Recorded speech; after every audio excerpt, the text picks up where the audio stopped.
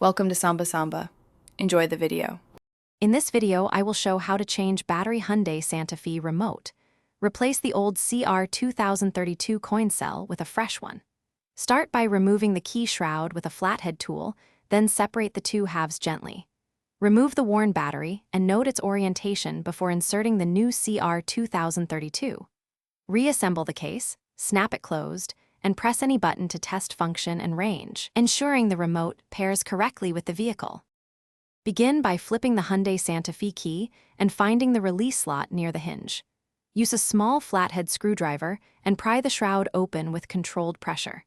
Separate the two halves by sliding them apart and set any springs or tiny components aside safely.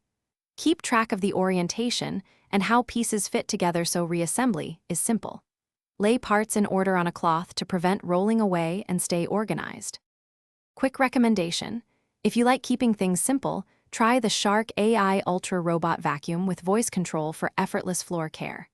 It makes maintaining a tidy workspace easy and frees up time for car projects and battery swaps. If you find this guide helpful, please subscribe and like the video so I can keep making useful content. Check the description for the link and other deals, and now let's get back to the video.